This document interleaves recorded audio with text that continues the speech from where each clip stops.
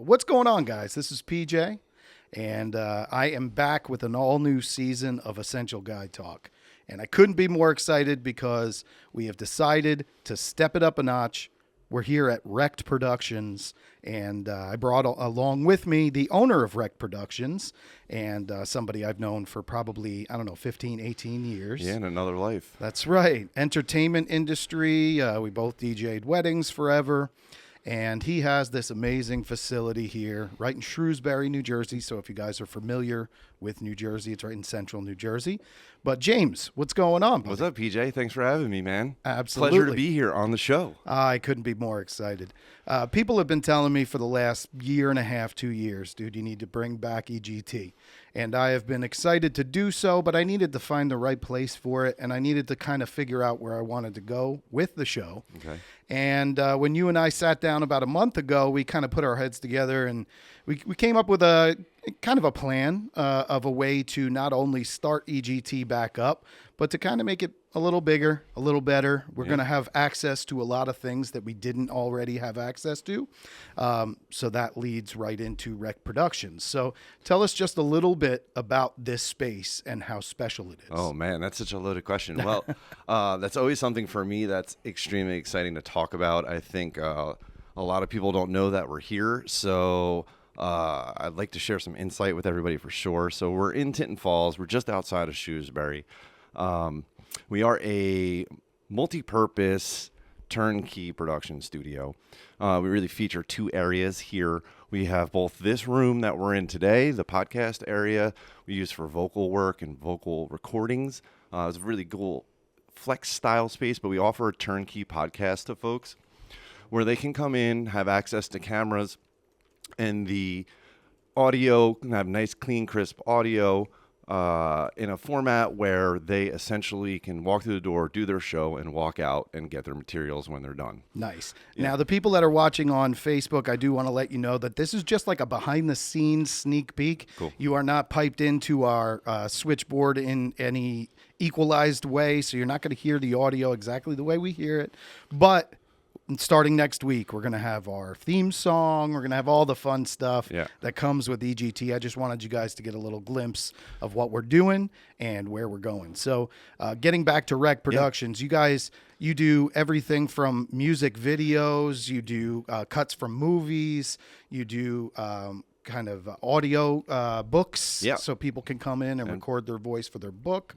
What other fun things are you guys doing? Yeah, so, I mean, we got our hands a little bit in everything, right? So aside from this front studio that we're in here today, we do have a black box sound stage, and that's really the Swiss Army knife of spaces, so to speak, because since everything is black, it's infinite depth perception, and anything can be built inside of there. Yeah. Typically, our low-hanging fruit, what we do the most of is performance scenes for a music video. Nice. It's really exciting. It's fun to be around a lot of creatives. We've had the opportunity to work with some legends and some up-and-coming people that nobody knows about yet. But, so it's really cool. We get the opportunity to do the music portion and do the visual lighting for that comes along with that. We do all the stage lighting. We've had the opportunity to do some film work, right? And some of the stuff I can't discuss, just on an NDA basis, but we've got some film work. That's we've done a in-studio filming session too. So you got 30 to 50 people that come in studio as the audience, and the performance happens from there. So it's a lot of fun, man. Yeah, that's awesome. So I can't wait to get some live audience in here for when we do the live eating challenges and things, the heat challenges, all the fun things that you guys know and love from EGT. But we're going to get so much more expansive than just what you guys have seen. I want EGT to be kind of feedback from you guys, letting us know what you like, what you want to see more of. And then James and I have many, many different things that we want to do with it. So we're just excited to be back, excited to talk to a new audience again. All of our old reliables, we love you guys. We appreciate you. And we want to just get feedback from you guys about what you want to hear, and we're going to do more of that. Now, there are some things that we wanted to talk about today. There's a bunch of different topics, and we just kind of want to hit on some fun things that we think you guys out there are going to want to give your opinion about. So, James, jumping right into it. One of the things that makes EGT what it is food in the area. Okay. Italian food is huge. We have steak, barbecue, all of those things. And I think the most divisive thing in New Jersey, or the thing that you can debate until the cows come home, is what's your favorite Italian food and where do you like it from? Okay. So I'm going to put the question out there to you. Give me your top 5, and then I'm going to give you my top 5, and we're going to tell you why you're wrong and why I'm right. And I'm sure you're going to do the same thing with me. But we just want to kind of get back into it. We want you guys in the comments giving your opinions, giving your favorite spots to go to. And then in future episodes of EGT, we're going to bring them here. We're going to talk about what you guys thought was so great, and we're going to see it for ourselves. I dig it. All right. I dig it. So number 5 on your list of favorite foods. Oh, okay. So I didn't do it in a 1 to 5 You didn't. All right. like So one of hierarchy. I did it as 5, and I obviously misunderstood the assignment here, folks. I did it 5 different elements of Italian food Cool. that I think is a good spot, and these are up for obviously debate. Yeah, absolutely. I mean, that's the point of it, right? Yeah. We want to get your opinion, find out what you like, what you don't like, and why you like it so much. So me of being of a heritage of Italian American people, Right. this can be very divisive. But here's like 5. Here's I'm not just gonna spit fire them. I'll start with pizza. Okay, Obvious, pizza. right? Man, this wire's driving me crazy right now. All right, so pizza.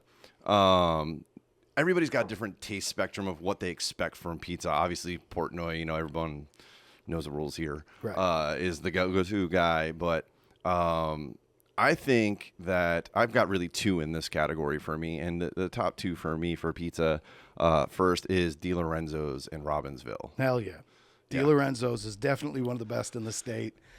They absolutely crush it. Their pizza's insane. Yeah, and what's really cool about it is, unlike some of the other pizza places that I'm familiar with, where you need to either pre-order and it's very, very exclusive and you have to get it by a certain point in time or you don't get it. Yeah. They have the ability over there to really service a large amount of clients at one time, right? Yeah. Like the turnover in folks that move through the restaurant is pretty quick. They get the pizzas out quick. They're super fresh. Yeah. They're very tomato based, so there was that, and it's a split tie for me with this, because second to that is actually right down the street, and it's called Papa's Tomatoes Pie. Heck yeah. And if you like a little bit more of like a cheesy, because Di Lorenzo's is really a tomato based kind of pie, but if you like a little bit more cheese on there, all the dude cheese at Di Lorenzo's, Papa's is your spot. Yeah.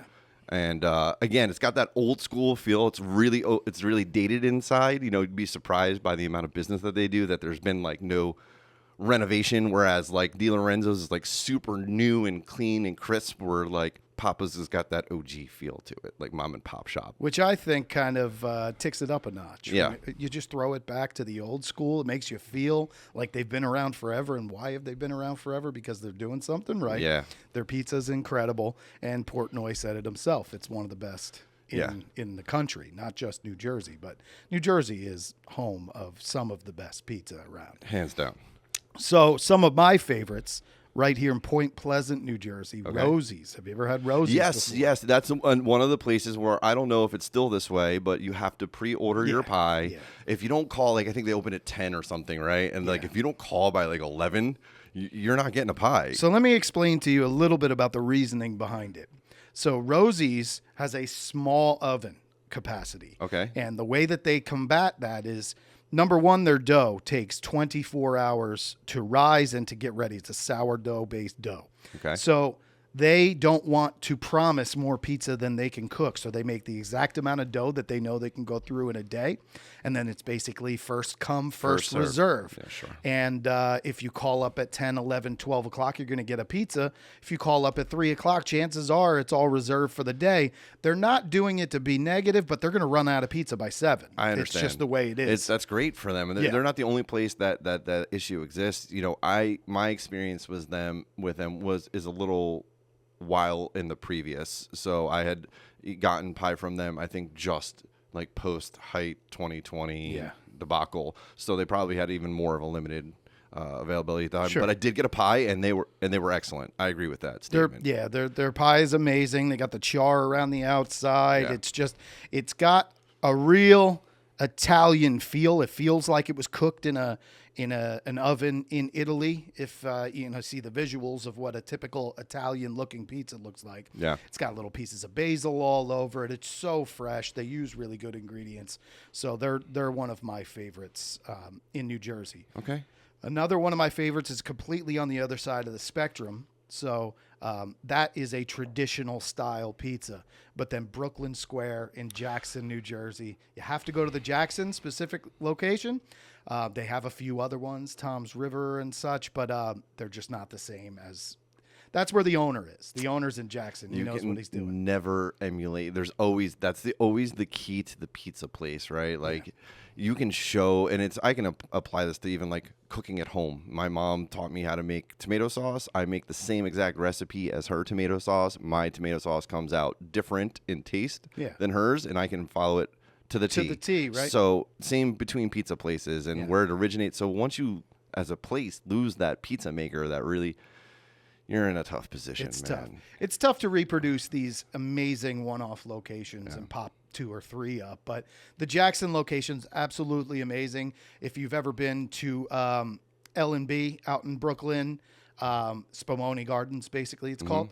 That place is the inspiration for where Brooklyn Square got their upside down pie. And they're square. They're light and airy, but they have a real amazing crisp to the outside of the crust. They are thick and makes you think that they're heavy as hell, but they're airy. So it's just a really nice balance. Their pizza's incredible. If you've never had it, I got to get them in here, and then we will sample it together. Perfect. That sounds like a perfect plan. But they're amazing. And then, the other one is a local new spot over the last 6 months. I told you about it about a month ago when I came up here. This is Tremontos over in Ocean Township.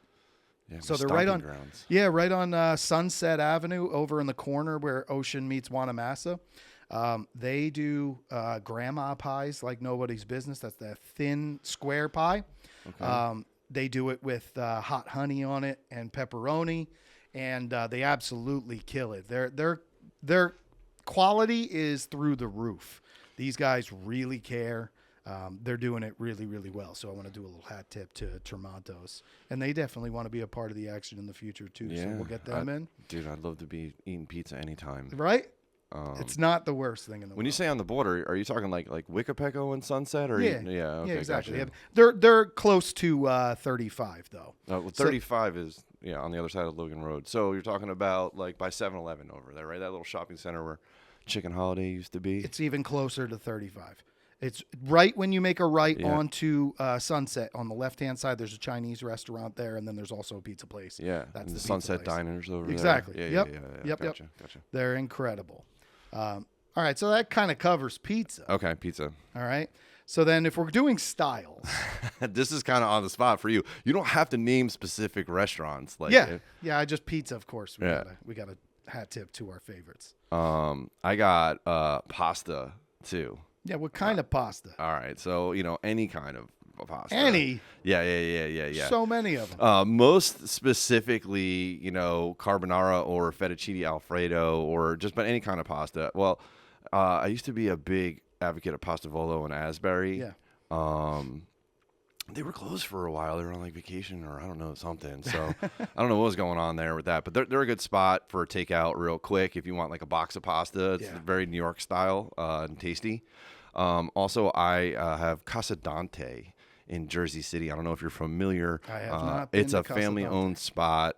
It's got a variety of different homemade pastas and dishes, but they specialize in the carbonara and fettuccine alfredo. So if you have the opportunity to make it over there and try it out, I recommend trying either of those two dishes, obviously in tandem with some other tasty treats there. Yeah, absolutely. But all right, so if we're talking styles, my favorite pasta, we'll get a little more focused, cheese tortellini. Oh. Tortellini is probably the most perfect food on the planet in my mind. It's pasta, which everybody loves, right? It's wrapped in a nice little circle. It is pasta. It is pasta. It's a little pillow, and it's got cheese in it. Sweet little succulent pillow of cheese and deliciousness. And vodka or Alfredo. Give me one or give me the other. But that is one of my favorite meals. You can't beat it. And it takes, 8 minutes to make? Yeah, it's pretty quick. Yeah. I mean, as soon as you put it in the boiling water, they Yeah, float, and couple you're, of and minutes you're good. floating Yeah, and you're- 4 and you're minutes. good. I think it's 4 to 6 minutes. There Actually, you go. Yeah. Cheese So, tortellini. Absolute bomb. it's quicker than mac and cheese. It is. It is. Honestly, guys, just to let you know. Well, mac and cheese, if you do it the right way, you got to make yourself a cheese sauce separately. Yeah, we You're not usually add pouring the additional powder cheese in. into it. You using the powder? I think so. I mean, Kelly typically makes this stuff. I could be wrong. I could totally be wrong about that. For my kids, I make it with the powder, and No, they love it. I don't have the craft kind. I have like those pasta sides. So it's a step up in the so powder. it's typically like the swirlies with the little broccoli specks in it. You know, like that's the adult version of mac and cheese. Yeah, Annie's or something, I right? don't know what it is. It comes in a little bag at the grocery. You know what I mean? It's Yeah. got the picture of it on the front. I don't know, like and it's Knorr, actual squeezable Knorr. Knorr. Knorr. No. It's got like the powdered stuff in it. It is powdered. Yeah. It's I'm trying to help you here. Cheese but should we be add powdered. extra cheese into it. All right, too. there All you right. go. So you get the OG cheese in there too. Yeah. I take 4 or 5 different cheeses of my favorite blends, make a nice cheese roux, add a so little bit of. You're real bougie about it. Yeah, heck, if I'm gonna eat it, if my kids are gonna eat it, they're getting the powdered stuff because they love it. What if it's just a quick snack?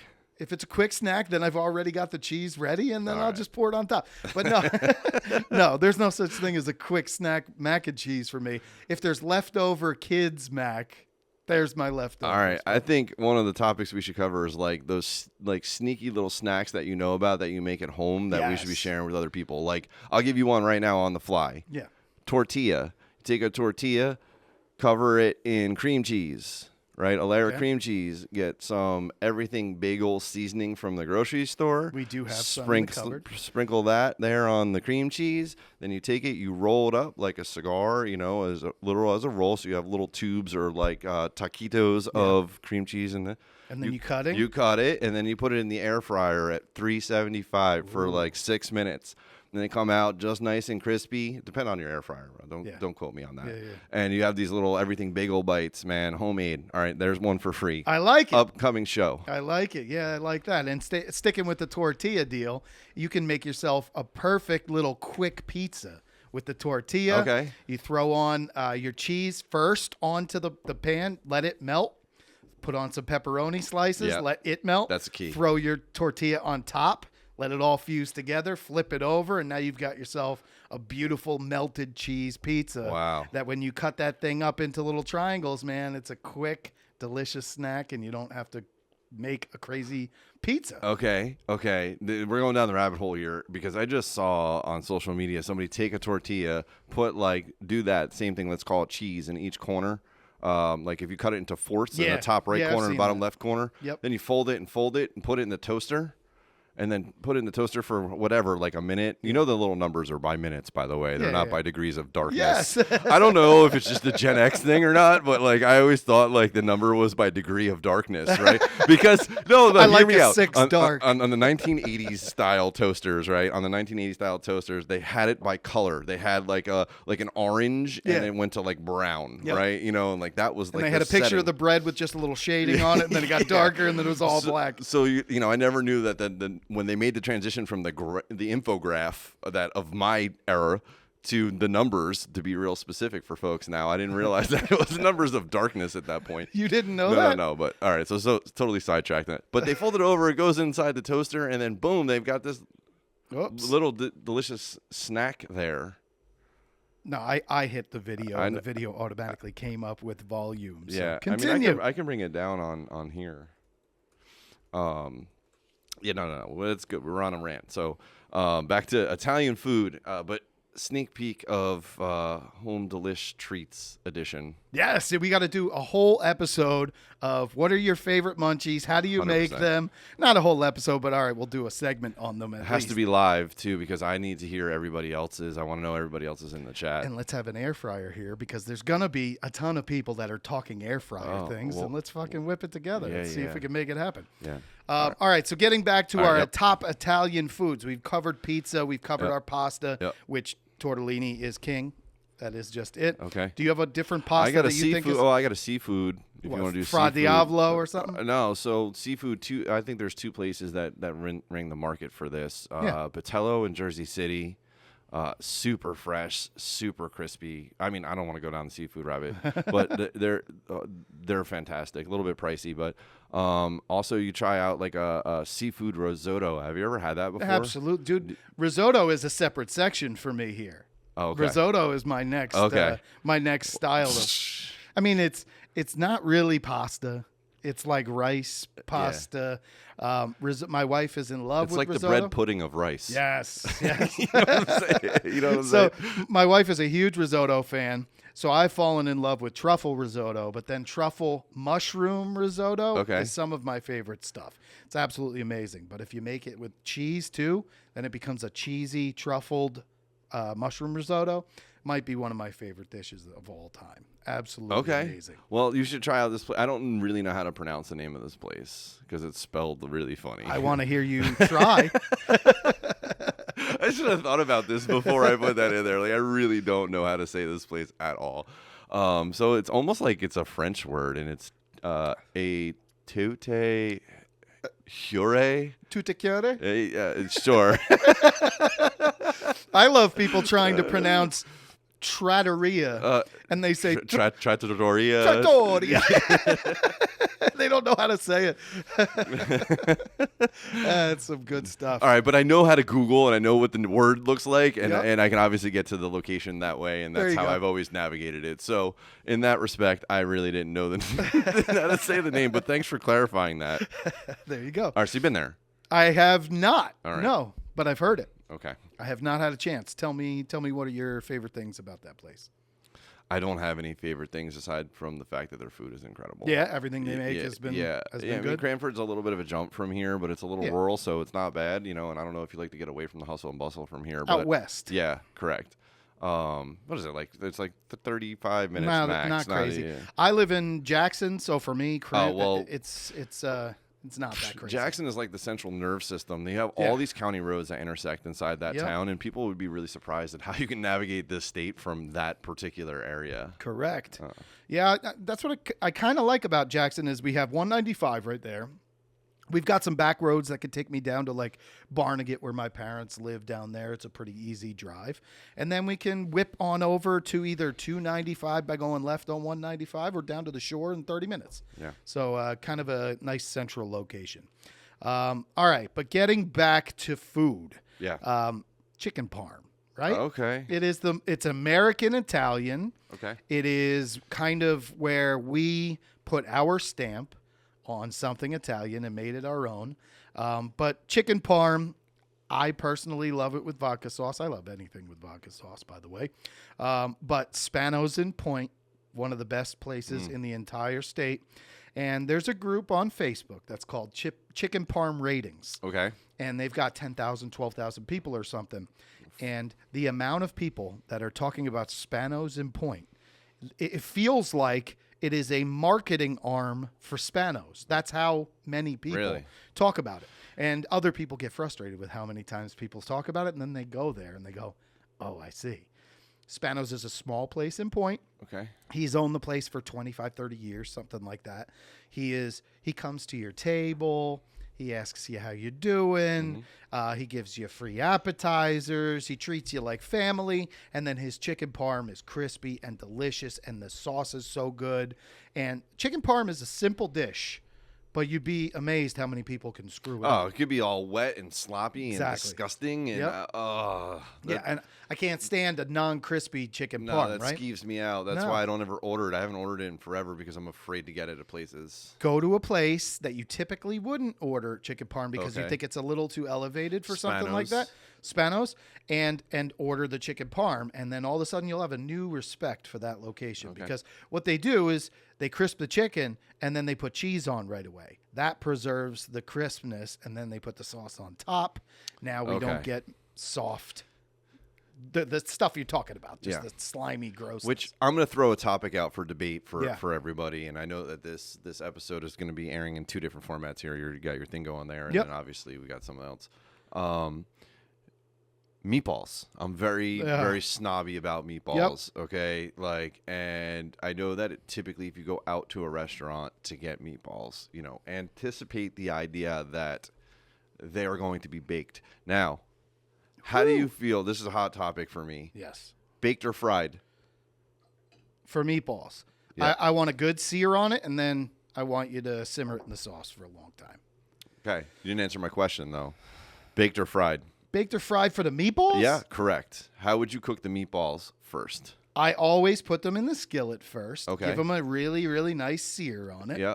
And then I throw them into a pot with sauce, and I simmer it. Yeah, that's the way it has to happen.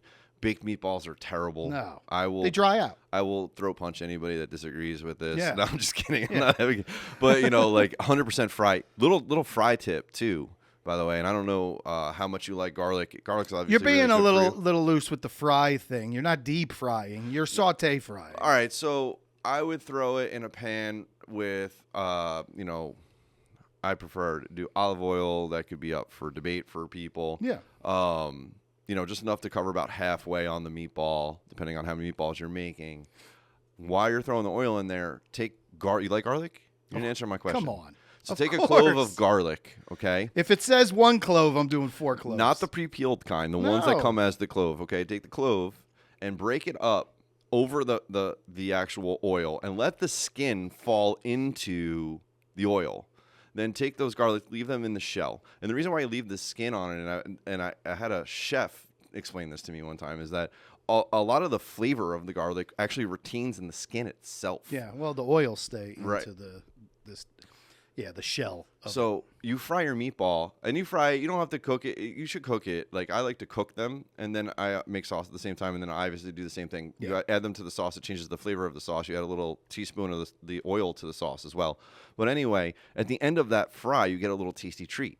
You get these little nuggets of garlic that are perfectly cooked inside.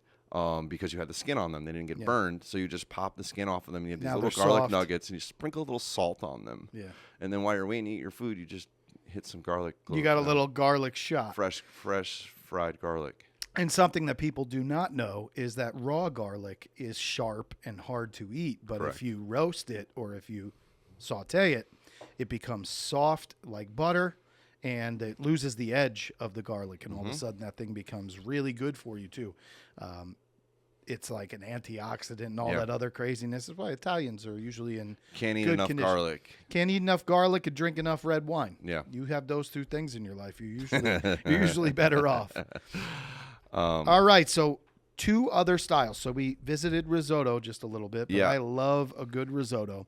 And then we cannot ignore dessert because a cannoli is the best. I got that on my list. Nice. Cannoli is the by far and away king of the Italian desserts. Okay.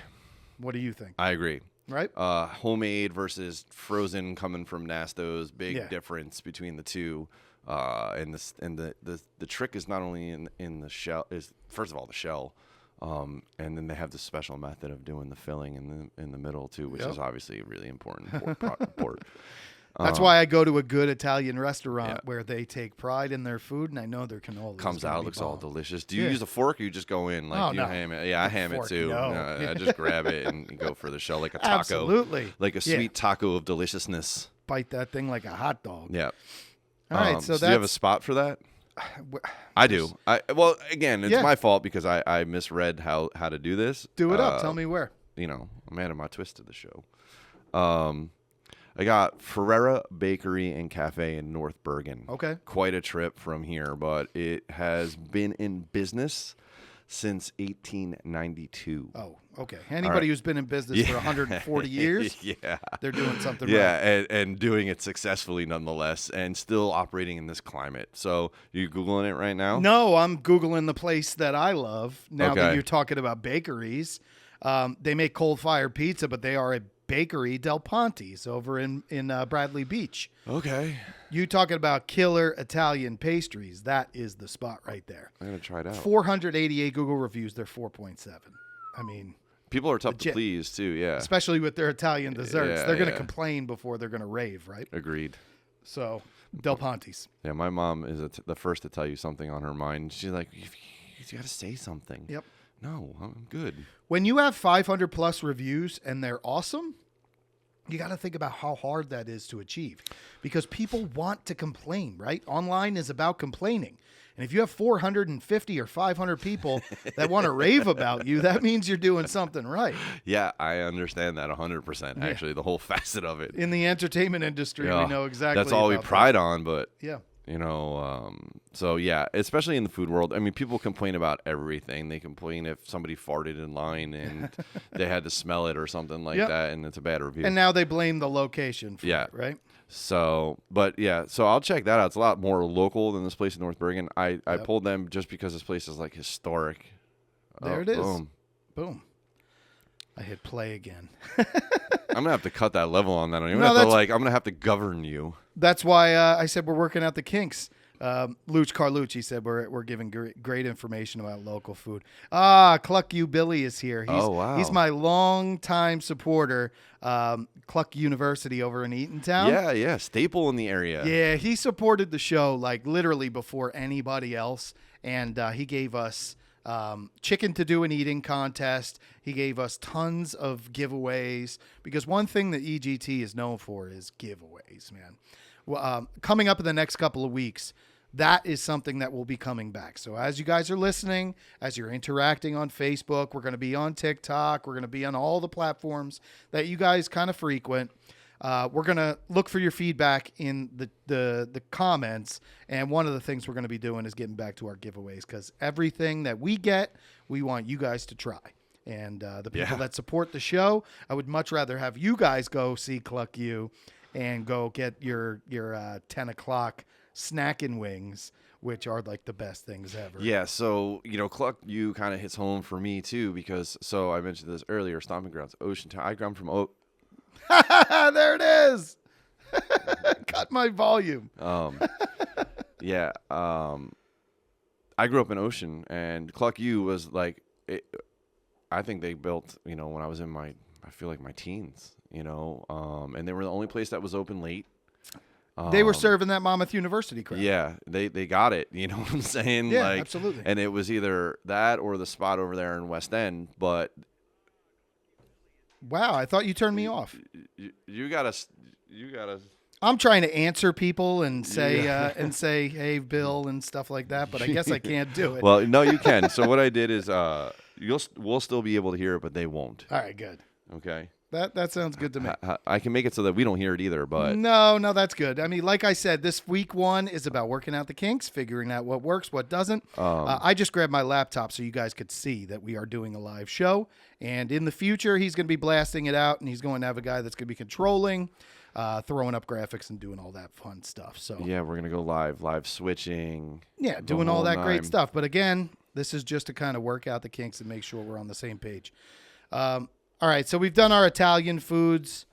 You have a topic that you wanted to talk about, right?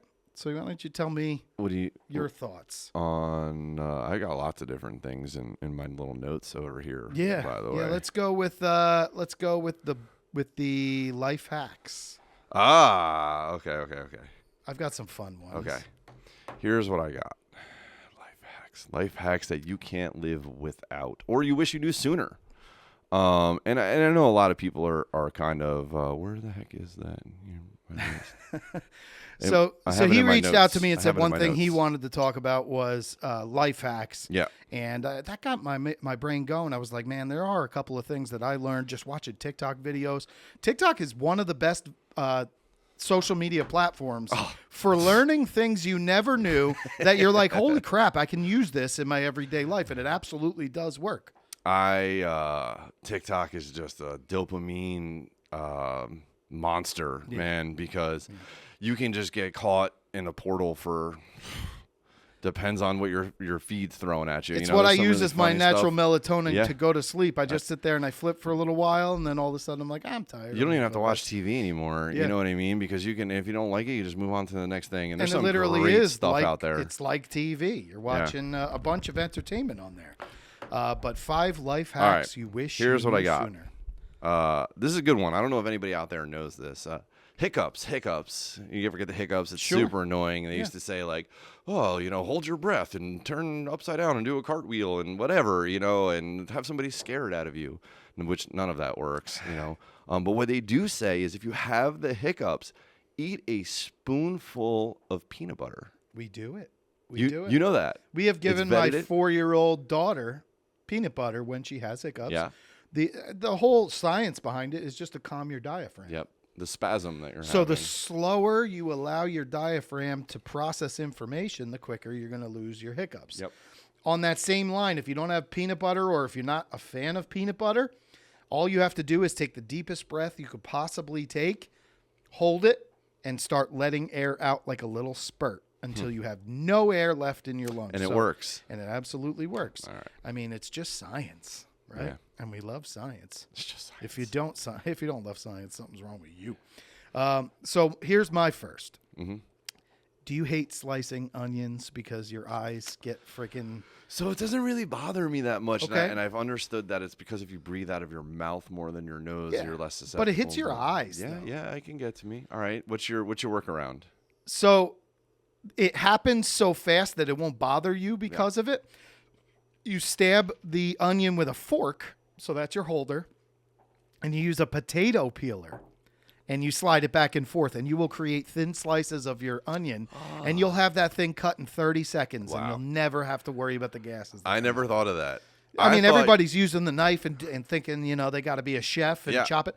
You use a potato peeler, and we have one that connects to your finger, and you can use your hand on it. Yeah. You get that thing cut in 20 seconds. That's a great idea. Right? I thought you were going to tell me, I've heard if you wet the knife first and then cut it, it doesn't, sweat as much or whatever. I've heard that if the real way is not to cut the base root off of it or something and then that try to do it collects without the it. gas. Yeah, whatever. So that was a surprising one. That was a good one. I'll give you All that. right, nice. All right. What's your next one? So this is for the fellas, or anybody really, but I think a lot of the guys can relate to this. You get the projects where you have to hang things on the wall. I've been doing it. I just recently you just moved. That's right. So and sometimes it's like it lends itself to be a little bit easier, or has a wire frame or something, right? And you just find a center point. But what I find is the most annoying ones are the ones with the little eye holes left and right on the left and right side. They're tough, man, right. because you got to have it exactly right, or else it's not going to fall in line, right? Yeah, and then if it's not, you can't just move the screw up just a little bit because you're just going to make that hole bigger, right? So I don't know if you know this trick or not, and this may be helpful for you right now.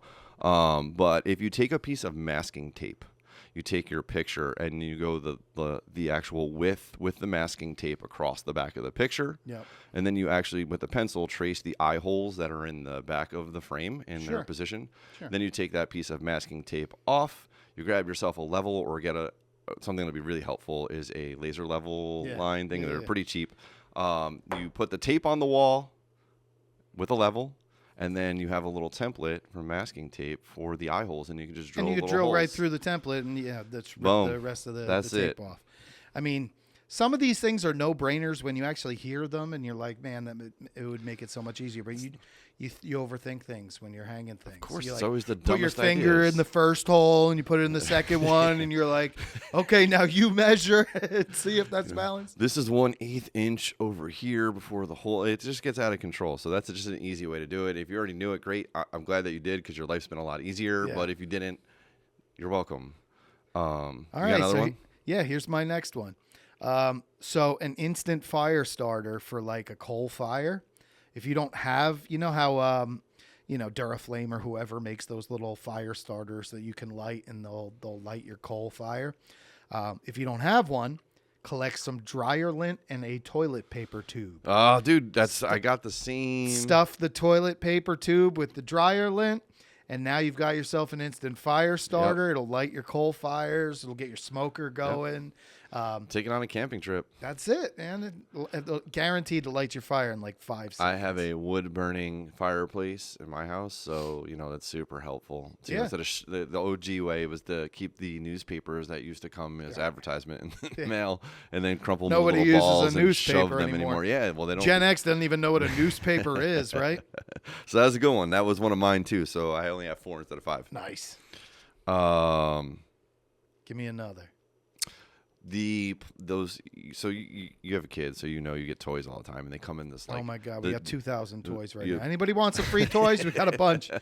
You know what a blister pack is? A blister. Yeah. All right, so a blister pack for those of you that don't going know. with this. Oh, you do already? I think so. Yeah, dude, they're the ones that are like essentially they're heat shrunk to the thing, so the outside of it is like really, really hard. Scissors get wrapped in blister packs, and you need scissors to open up a blister pack. Yeah, so. and you can cut your hand pretty bad on them. They're pretty nasty. So you can just take a manual can opener. Yeah. You do this already since you're probably a pro at it. No, I've seen it before. Yeah, and clip it on and go along the sides on it with the can opener. And then it ridges up the side, so it's not going to be like a sharp edge that and can destroy cut you. All right, so do you know the wooden spoon trick for boiling? Yeah, I'm Italian, so. All right, good. So a lot of you out there, I see you cooking. You're not paying so much attention to your boil, and you're not right next to the stove, and then it boils over, and you're like, and you come running over. Yeah. All you have to do is take a wooden spoon and put it across the top of the bowl. That's right. And then as the pot is boiling, it's going to touch that wooden spoon, and all of a sudden it's going to immediately start to de-escalate. Yep. So it's the wooden spoon trick. It works. If you don't know it, incorporate that into your cooking, and now you're never going to have boil over. That's a good hack right there for sure. Just stops a big mess. It's like what foam. By boil over, you mean the foam. It's the foam that gets all over. It flares up your fire. All Yeah. of a sudden you get fire spitting out the side and stuff, and it just it burns to the bottom and causes an issue. Yeah. Do you have another one? I do. I have one more.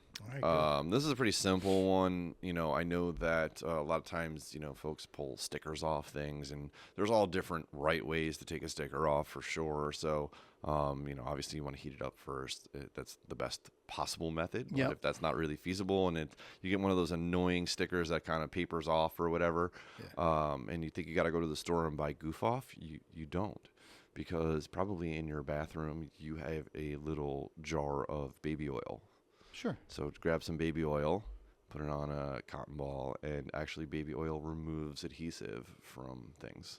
Beautiful. Yeah. It takes the stick off without and it smells good, making a mess. Yeah, I mean it is a little oily, right? But you can just hair dryer works to get it activated again, but then again it's still sticky, right? It's just heated up.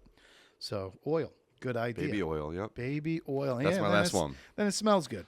I've got two more. Wow.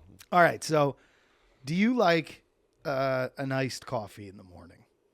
You ever have one? It depends on the season. I prefer a hot cup of coffee in the morning, but summertime, August, sometimes you might like. I go for iced coffee. Nice iced coffee. I think I know where you're going with this. The problem is, after a while, that thing's watered down because you got a whole bunch of ice in there, right? So all you got to do, brew a nice strong pot of coffee, pour that into the ice forms that you have, an ice tray, freeze that, put a couple of those in lieu of your regular ice cubes. Now you got yourself infused coffee shots. So all you're getting is more coffee, not watered down coffee. Yeah, perfect. Right? Perfect. It's a beautiful hack. Yeah. And it's so simple, but people don't think about it, right? Nope. They just think, my coffee, I didn't get to it in time. It sat there for an hour. It's 100% true. It's watered down. Here's my other one. Oh. So picture, you went to the supermarket. You got yourself 12 bags. You're not in New Jersey because now you actually have bags. So what do? We line our arms with them. We look like Hulkamaniacs, and we've got all of them because we have to do it in one trip, right? You got all that pressure on your fingers. Yeah, they're like tying it around your fingers. So in lieu of that, get XL carabiners. Yep. 2 XL carabiners. Put them in your car. Put them in the trunk. Leave them there. All that you have to do is loop them to the top of your hooks. Now you carry them like handles. You get inside, no problem. Yeah.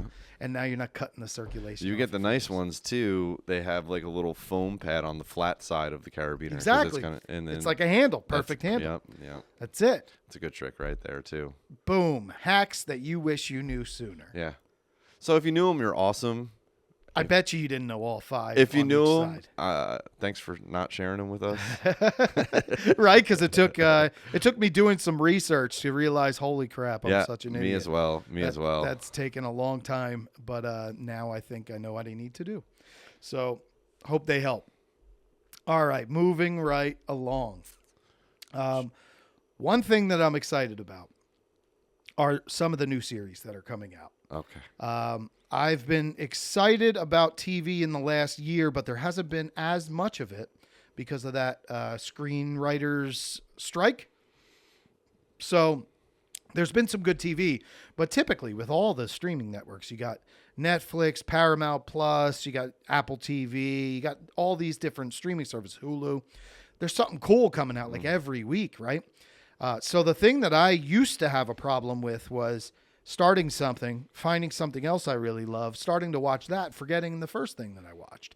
So it's helped in that respect because we haven't had just so many choices, but there's a lot of choices that are coming back now. So 2024, I think, is going to be the year of the resurgence of great series. It's good because I feel like they haven't made anything in forever. Yeah, that's what I mean. It's like even with movies. Do they even make movies anymore? I feel like when's the last time I saw a movie came out? A lot of movies direct to streaming, right? Like Netflix has poured a lot of money into the movie game, and it's just going to get bigger when they open up their Port Monmouth location. That's right down the street. Yeah, Fort Monmouth. Their Fort Monmouth location. We're not mad about that at all. Not at all, because people are going to be coming here. Yeah, we'll hopefully ascertain some spillover work from them, because obviously their studios are going to be dedicated to certain builds, and they're going to need to do some ancillary work, and we're only about 3 miles away. No, it's going to be amazing. Yeah. And the next 5 years, it's just all going to be developing. It's going to get really, really cool in the area. It's going to be a lot of... They're going to be offering tours and stuff, too. Yeah, I'm going to be over there as soon as they give tours. So it's going to be a while, though. Yeah, before they actually break ground and even, start shooting, it's going to be years. It'll be probably another year before they break ground and get rolling. Yeah. But then I think before they shoot their first movie, we're talking 3 to 5 years. I think it's 5 to 8. Yeah? But okay. Yeah, I mean, 3 to 5 is formidable, too. Yeah, but I mean, not to let's go down hope the rabbit hole. We let's can hope talk it's about earlier. that. Yeah. All right, so some of the cool series that are coming out. Netflix is putting out some pretty good stuff. Prime Video is putting out some good stuff. I want to talk about the first one that I'm excited about. It's coming out in less than a month. We're into March now. March 21st. If you guys are into sci-fi, Three Body Problem is going to be amazing. It is based on the best-selling sci-fi novel To the Three Body Problem by Cixin Liu. He's a Chinese writer. And it could likely become one of the most advanced and enthralling sci-fi brought into mainstream in many years. If you haven't watched the trailer, we'll have it for you. You guys can check that out. The story aims to take a realistic look at what first contact with an alien race would be like. And as a result of half extremely intense sci-fi and half tension-filled political thriller, the show comes from the Game of Thrones team of David Benioff and Dan Weiss. So some power there. You tell me that the Game of Thrones team is writing something else, I'm in. Until they prove otherwise, you've got me. Other than that last season that they rushed because of contractual obligations, and they just decided to get it out when they really should have expounded on the story. Did you watch Game of Thrones? Oh, yeah. All right. So the last season, did you feel like it was rushed and it was kind of, and I think everybody was a little let down by the ultimate ending of it. And whatever it was, like the show had to end. It's kind of like, what they did in Lost. They spent all these years building a great show. Sopranos. How many series have had amazing showings, and then their last season, people are like, I recently watched, you said Sopranos, and I don't know if this is like common knowledge amongst everybody, and I'm just late to the game because I'm just so consumed by working, but I recently watched it like a kind of a dissection of like that ending scene that a lot of people were let down with, where obviously they were at the diner and the whole family were coming at different times, and then the camera cuts to one dude who you think's a mob guy and whatever, and then all of a sudden, boom, camera cuts out, and you just have to assume that he died, right? Yeah. That's the point of it. Did you ever hear the theory and then watching back? I read a lot of different theories, but you tell me what you thought. What's the name of the guy that had the gambling problem that he killed, or he made go away? He didn't kill. He made him go away. He was close with him.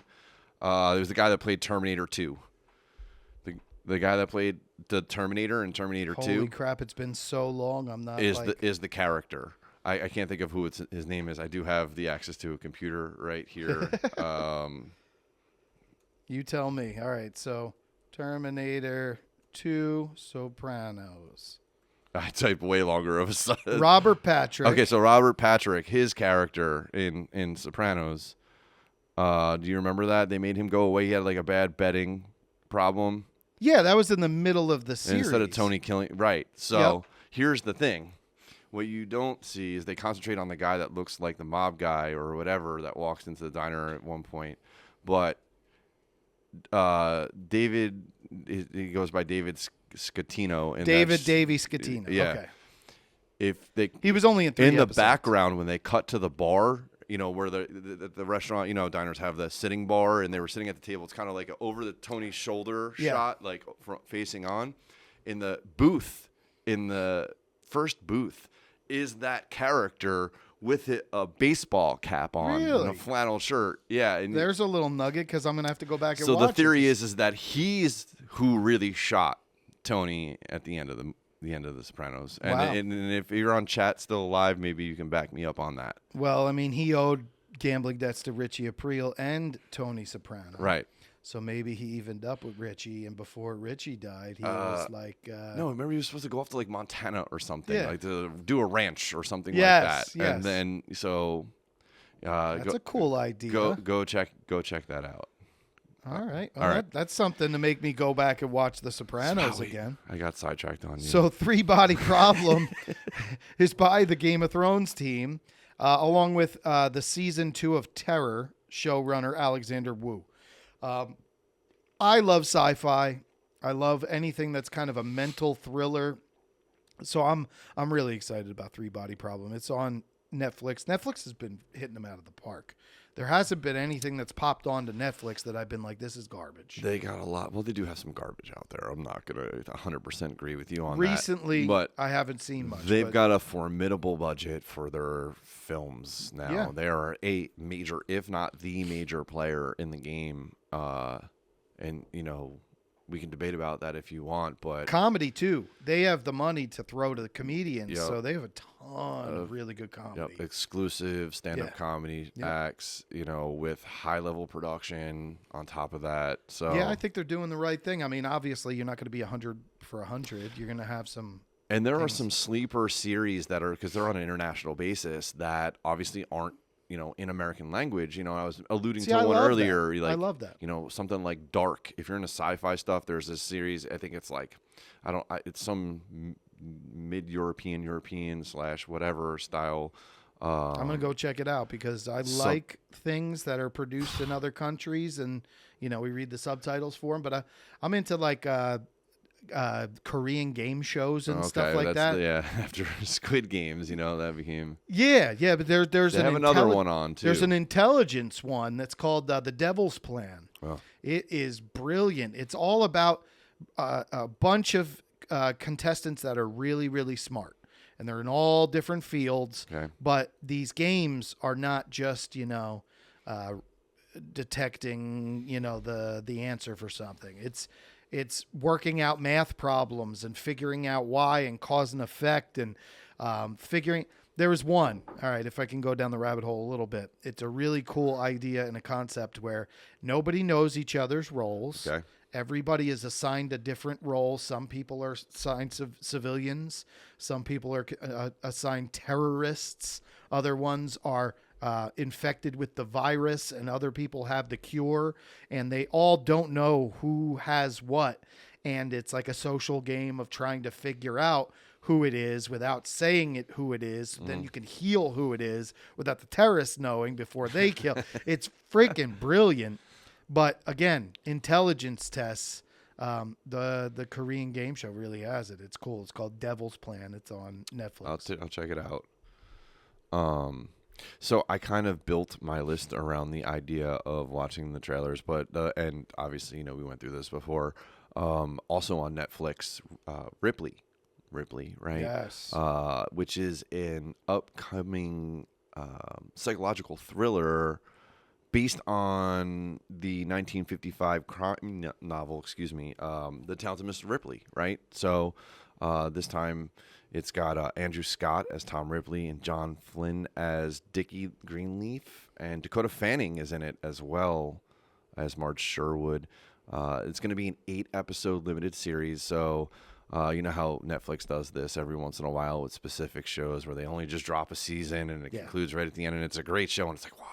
But, you know, I think that's part of the... That's a mini series. They kind of wrap it up within one season of 3, 6, 9 I think that's episodes. very smart of them to have those types of shows that just don't drag on for forever. Yeah, you don't have to invest like the next 4 years of your life into it. Right.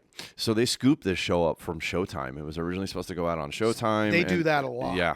And they rejuvenate things. And there's one that I'll talk about, but keep going. So, like, example would be, like, I noticed that if you go into, like, what's new on here is, what's that alien show? Oh, my goodness. No, it's not like a documentary. Resident Alien. Okay. You ever see that show? No. It's actually a surprisingly good show. Check it out. Okay. Surprisingly good It's show. on Netflix? It was originally on FX.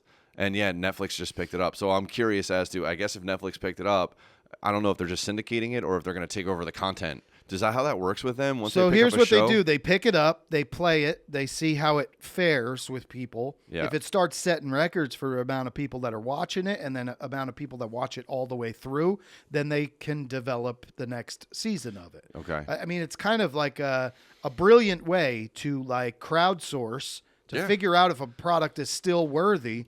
And then if it is, then they could go ahead and green light another season for it. Well, essentially pay for a crowd screening of it and get your feedback. And otherwise, it's just more content to fill up Netflix with, so people can stay on the beast that feeds them. You know. Yeah. So this Ripley show looks like it's really cool. It's going to be coming out on April 4th. So just believe it or not, what'll be a few weeks away. Spring's right around the corner. And then for you guys that don't know, a little basis on the show itself is it's based in 1960s New York. Tom Ripley is hired by a wealthy man to convince his wayward son to return home from Italy. But Tom's introduction to Dickie Greenleaf's leisurely life abroad is the first step into a complex life of deceit, fraud, and murder. It's basically a synopsis of the show with some really cool production and some really awesome camera work. And if I remember correctly, it's black and white, right? Yes, it is black and white. That's going to be cool. Which is cool. Gives it that really like old-timey, contrasty. Yeah, it's cool. So definitely check out the trailer. If you guys watched Talented Mr. Ripley like 20 years ago or so when it came out, if you enjoyed that, it's based off of that. Yeah. So you guys are going to be into it.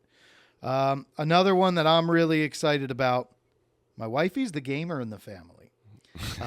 I'm a gamer when I was younger, but she loves these different role-playing games. Okay. And Fallout is one of her favorites. She has, kind of sunk many hours into Fallout, and she's nervous about what's going to happen with it because Last of Us was amazing. Did you ever watch Last of Us? I played it on PlayStation 3 when it originally came out. One of the most epic games of all time. I played it a little. And I saw it a little, but the series was brilliant. It was one of the best video game adaptation things I've ever seen in my life. Killer. Right? Great so storyline. Well and just acted really, really well. It won a ton of awards. It was an amazing game. Yep. So it was so good.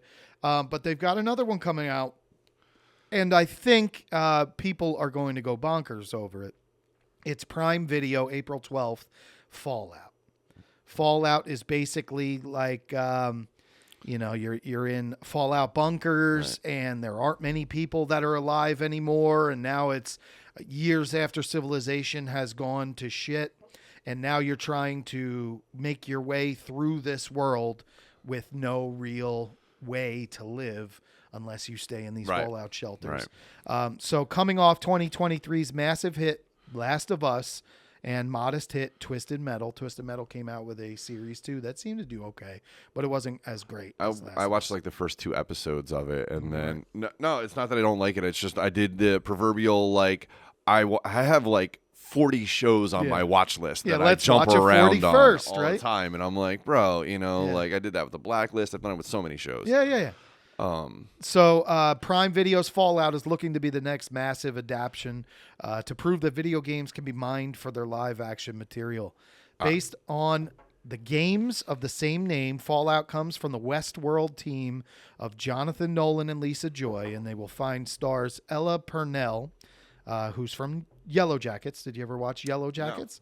No. She's a star of Yellow Jackets. And Walton Goggins from Justified and The Righteous Gemstones. Oh, yeah. And he was also in The Shield.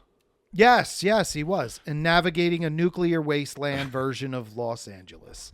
I mean, it sounds like it just can't lose. If they do it well, it's such a cool idea. I mean, I used to watch her play Fallout, and I used to be wrapped up in, watching her play.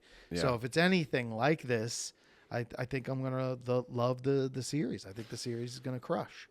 Check it out. It's going to pull the gamer crew in for sure, right? And now either they're going to be super critical of it or, because they're hypercritical of any adaptations of it. 100%. They were hypercritical of Last of Us, which was a great series. I didn't actually finish that either. I started and didn't finish it.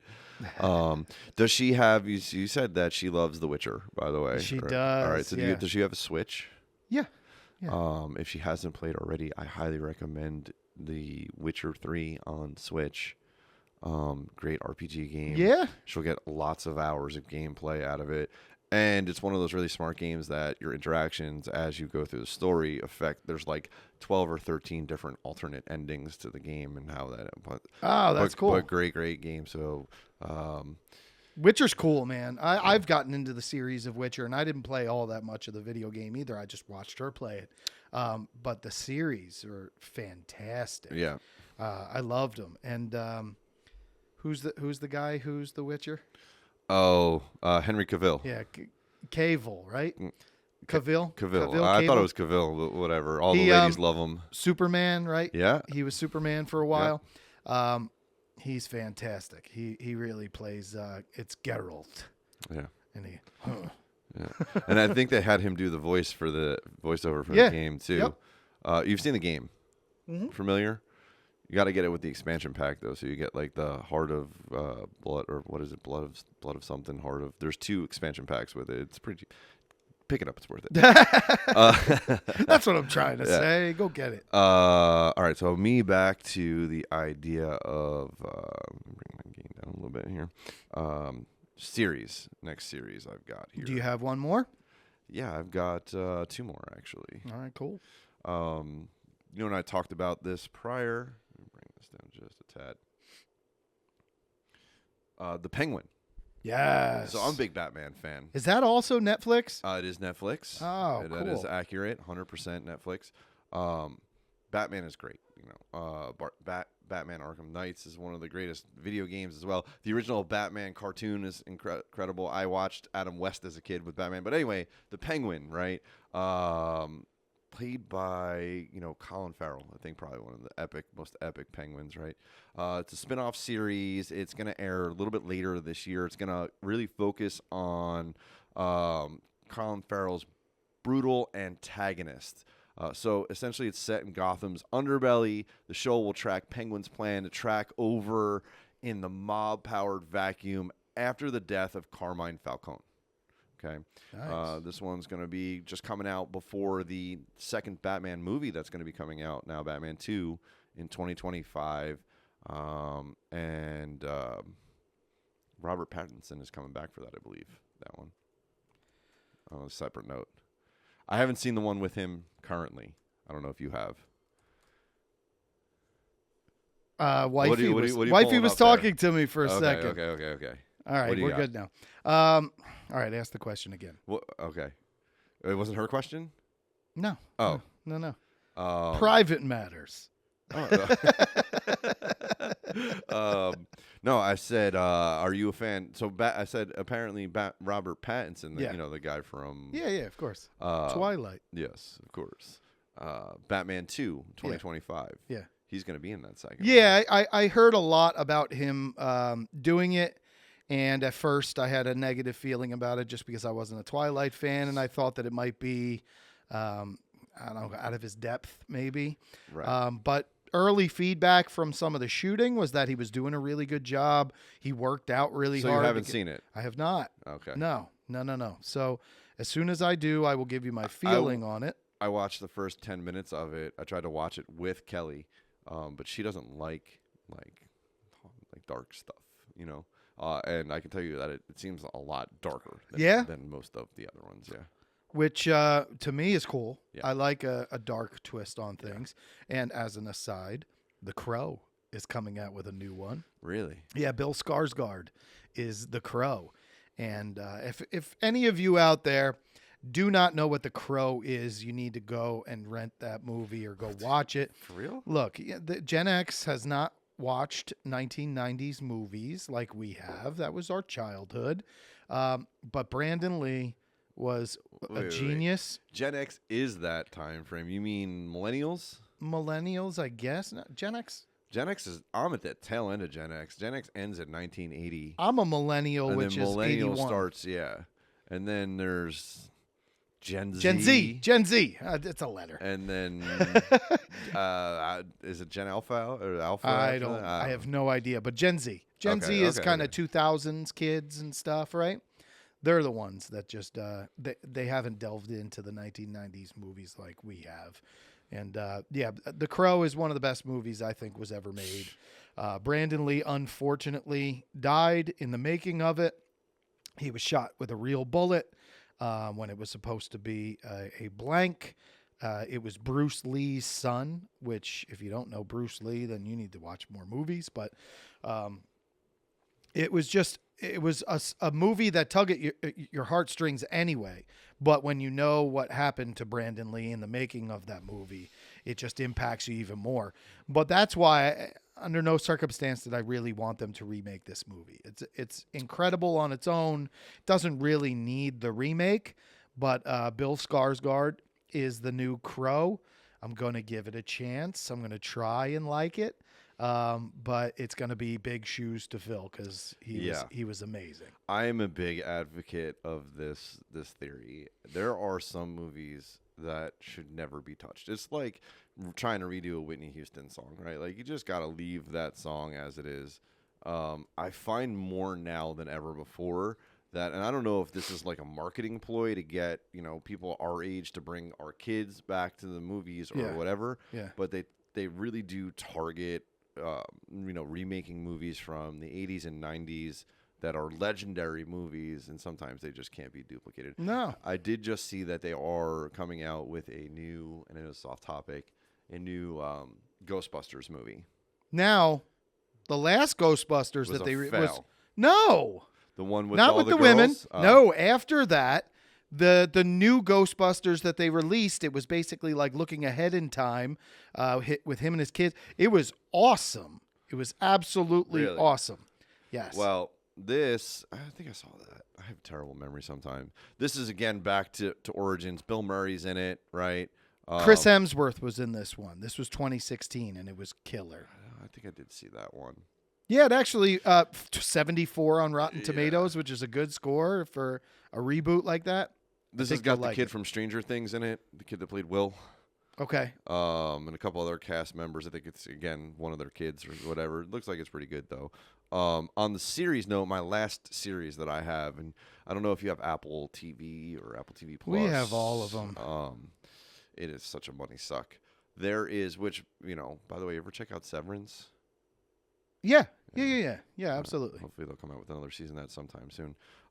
They've got another one-named series coming out. They like the one-word names called Constellation. Have you heard about this at all? Sci-fi series. I don't know if I have. It's got the chick from the girl with the dragon tattoo in it. What's her name? Numi something. Yes, I know who you're talking about, but I don't know who it is. So it's going to be an 8-part conspiracy-based psychological thriller. That got stuck in my mouth. So another, only 8-spot season. It's just a pilot, bro. Essentially, they just churched that up a little bit. It's a sci-fi series. It is kind of based off of the characters. So the main character, which is Jo, which is the girl that from the dragon tattoo, is an astronaut who comes back to Earth after a disaster in space. But when she gets back to Earth, she discovers that the key pieces of her life seem to be missing, which is like, kind of weird. So they call it an action-packed space adventure and exploration of dark edges of human psychology, with one woman's quest to expose the truth about the hidden history of space travel and recover all that she has lost. So sounds like it is kind of like a mind bender yet drama at the same time. Play with your heartstrings. Apple does have, they've been trying to really dump some money into their original series now. I feel like they've been slow to launch. I don't know, like you said, you have it and you don't really concentrate on the content. No, you know what? For every one show I watch on Apple, I watch 10 on. Well, Netflix. You'll notice that they're very slow to just. I feel like they don't put content out. Like, where's the content? What are you paying for? That's Apple in general, right? Yeah. I have my Android phone, and 3 years later, Apple has that same technology. So, same difference, right? Yeah. I have an Apple laptop here. I do it because it's good for music. That's the only reason why I'm using it. Yeah. Other than that. Oh, so getting back to Ghostbusters. So the kid from Stranger Things was in this one. It's called Ghostbusters Afterlife. It was 2021. They're coming up with the next one in 2024. I think I did see that one. I don't Afterlife was good. Terrible. Yeah. No, Afterlife was good. It was Paul Rudd. Oh, that's right. Yeah. Paul Rudd was in this. I'm so terrible at that. I mean, so many things have come out since it, but no, it was good. It was entertaining. I walked away from it going, man, that was better than I expected. Yeah. Because it's very easy. I didn't see the all-female one, and it wasn't specifically for that reason. I just had no interest. Like, Ghostbusters, as an 80s kid, like, I went to go see that in the movies. Like, that was the most iconic stuff of all time for me. Yeah. So, like, when I saw that it wasn't going to have anything, like, tied into, except for like a cheap cameo of the original, I was like, nah, dude, I'm good. Bill Murray was in this one, the Afterlife, the 2021, and he was great in it. He's great. I hear he's not like a real nice guy in general, but I mean, he's hard to work with, aloof. He's they said he doesn't even carry a cell phone, so it's literally ridiculously hard to get a hold of him. But I mean, the guy's a genius. When it comes to comedic-wise, absolutely. Yeah, when it comes to doing his job in the movie, holy crap! I mean, he's the character. The reason for his success is that he's not acting. Although there's a spin on it, obviously for each particular movie that he's in, that general persona that you get from him on screen, I think, is just his persona in real life. Yep. And that's the key to the success, is that you don't really have to act it. You just have that charisma. When you bring Bill Murray into a movie, you are now at the behest of what Bill Murray feels that role needs. But I mean, it's Jim Carrey, same thing. Yeah. When you hire Jim Carrey, you are saying, do what you do. I'm not going to overmanage you. I'm not going to overproduce. You just do what you do. Their product sells for a reason. It's already good as it is. They don't need to change the recipe of it. It's already been vetted. People are drawn to it. So. Yeah. All right, so there's one more that I've got, and then we can. Okay, good. And then we can move on. But all right, so Star Wars. Everybody loves Star Wars, but there is a new spinoff coming on. It is Star Wars Skeleton Crew. It'll be on Disney Plus. Now, recently they've been kind of crushing it with anything Star Wars, and that's because Jon Favreau has been a part of everything. So he's been just absolutely killing the game, but. Could be a big year for new kinds of Star Wars products on Disney Plus, and Skeleton Crew is one of the most interesting. Co-created by MCU Spider-Man director John Watts. So the most recent Spider-Man that had the Spider-Men, and it had cameos from Tobey Maguire in it, and it was like 3 Spider-Men. It was really, really well done. Skeleton Crew said to be a coming-of-age Amblin-style series. Think Star Wars mixed with Stranger Things. So it's going to have some cool, dark spins to it. With a cast that's led by Jude Law, which is cool, and Kerry Condon. Perhaps most interesting, though, is the show's lineup of directors. Watts himself is joined by Bryce Dallas Howard, who has directed some of The Mandalorian. Okay. And she has kind of the Star Wars lore now. She knows what she's doing. She's the next in line? She is. David Lowery, Lee Isaac Chung, Jake Schreier, and the Academy Award duo of Daniel Kwan and Daniel Scheinert. They call them the Daniels. But I've heard of this team. Yeah, there's a lot of power behind this thing, as anything Star Wars is going to have, right? They're going to set it up for success. But Disney hasn't really done anything to dissuade me from Star Wars. I kind of thought they were going to. I thought when Disney kind of bought the rights to Star Wars that I was going to hate how they hokeified it. But Mandalorian was amazing, and they did such a good job with it. And that kind of led into Boba Fett and all the other kind of cool things that they've done. And some of the movies that have come out have been really well done. Plus, I took my kids to the Star Wars area. I'm sure it's Disney amazing. World. I haven't been in Brilliant, forever. dude. Yeah. It's so cool. So I just went on a Disney cruise, as an aside, on the Disney Wish. And one of the floors had the hyperspace lounge. And it was all Star Wars'd up, and you sat at the table at the bar, and they had this huge screen, Right. and it would take you from planet to planet, and every once in a while it would just go into hyperspeed, and then you'd fly to a new planet. And it was like half the cool reason to be there. They would smoke your glass with these smoke bubbles that they would. It was so freaking cool. Yeah. So like my son wanted to go to the hyperspace lounge all the time, and he'd be like, "Dad, can we go to the hyperspace lounge?" I'm like, "Twist my arm, bro. You want me to go to hyperspace lounge? I will go." The only thing crazy about this, I haven't been to Disney since just after the change of the century. 2000, just after 2001 was the last time that I was there, so I haven't seen any of their new attractions. Yeah. Don't judge me. It's, I would love to go, just haven't made it there. Yeah, But well, I've you don't take a lot of time to No, I don't. to do the I fun don't. things in this world. Maybe one day. Yeah.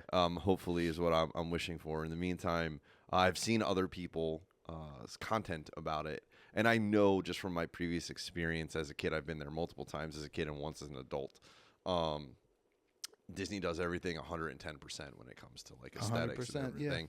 Yeah. So everything is just pretty much awe-inspiring because they are real live sets. And, you know, I get a little bit of exposure to that because of what my career is here and what we do. But a lot of people, you know, that's the first time they get to taste something to that degree. And it's like, it's quite astonishing, actually, all of the science and engineering that goes into creating these 100% immersive experiences. Dude. Both smell, sound, you know, Rise of the visual. Resistance at Disney World might have been the coolest thing I've literally ever done at an amusement park. Yeah, I can So believe it. It takes you through the movie. You literally feel like you are a part of the set. You're a part of an active shot of Star Wars. Right. You get into a pod that takes you to where you need to go, and you have no idea you're actually moving and going somewhere. You just think that you're on this, you know, little room that's moving you. And then you get out, and now you're on the spaceship. And there's stormtroopers walking everywhere, and they're all in their rows, and it's crazy. Then they put you in the prison, and they lock you up, and then they've got the whole Anakin stuff, and Han Solo, kind of the whole. It's so freaking amazing. I can imagine. I want to go. I really do. One day I will. You know, my wife has never been in her life, so it's definitely something. She's never been to Disney? No. Holy she's crap. never been to Disney. So, you know, I gotta would do it. love for her to Gotta do experience it. that. Yeah. 100%.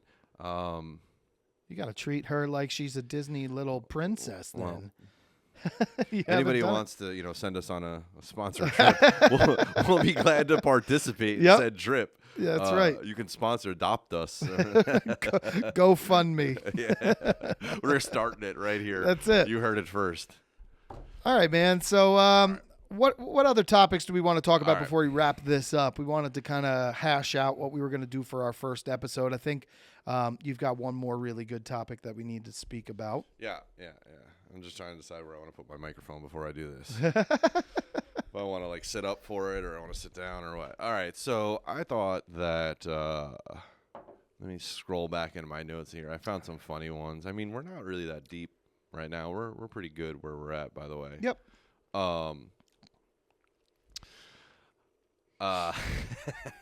So I came up with bro code violations. Yes. Bro code violations. Anybody that's a man knows about the bro code. I think females have heard the term before or That's whatever. right. They may not know the inner workings. I'm not going to divulge any super secret things, but I have a list of a few simple bro code violations. Don't be that guy. You know what I mean? Like don't be that guy. Don't be that guy. Don't be that guy.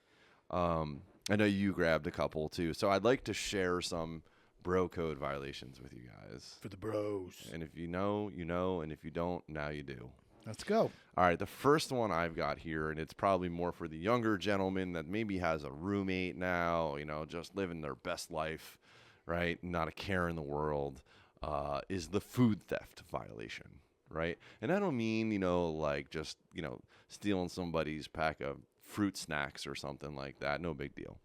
But never steal, like, the last slice of pizza. Yeah, or the last beer. Yeah, you know what I mean? Especially, not saying anything. Because there's nothing worse, I think, than going a whole day with that on your mind. Like, yeah, like, I got a tasty slice when I get home. I got a half sandwich. Yep. You get home and it's gone. You're like, dude. And if you take the last beer and the last pizza, just get the hell out. Just leave or the just house. Replenish. That's it. You finish it, replenish. I want to see 3 slices in there when I get home. Yeah. So I got that. That I think is a staple right there. That's a good one.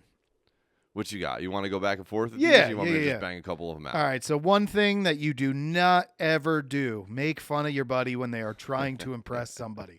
Whether they're trying to impress somebody they want to work with, whether they're trying to impress a girl that they're trying to date, there's plenty of time to make fun of your boys. We do that around the guys all the time. Yep. But if they are in a mode where they're trying to impress somebody, what are you supposed to do? You're supposed to prop them up, not knock them down. Yep. So never knock your buddy down. I call that the party foul, right? 100%. Party foul, making the scene of embarrassing your bro in front of others at social gatherings. No. That's my boy. I will make fun of him, but you never know what I have to say about him. We say him at home. We say him during a card game. We say him while we're just goofing with our other guys. Yep. But when they're in a position to try and make themselves look good, you're there for support. That's right. Not to chop them out. Yeah, that kind of also leads me into the wingman betrayal. Sure. That I think goes hand in hand. Hand in hand. You're at the bar or whatever. You abandon your bro at the bar to pursue your own romantic interests, leaving them stranded without backup. Now we're saying this as people that have not been out of the bar I'm married. I've been looking so for long. anybody in a long time, but these are tried and true, okay? These are vetted from the older, wiser guys. That's all right? it. So take our advice on this. When I was your age, tuning in at like 22 to 25 years old, these guys don't know what they're talking about. Yeah. They don't know. We did it, Yeah, and bro. we did it when there was a lot less social media to record us doing it. Yeah. But don't throw your boy out to the wolves. Be a support. Be a wingman. Be a help. Help him get where he wants to go. Yes. Be his Obi-Wan. Yes. Right? I agree. Wrapping back to Star Wars. All right. So one thing I think that is important, do not watch your bro throw his life away. Help him. If they're drugs, horrible relationship, alcoholism, intervene. Do what you can do. Be a support. Do not just watch. Yeah. Do not be a sideline reporter. Do not go and tell your friends, oh, he's doing A, B, C, and D. Go help. Help.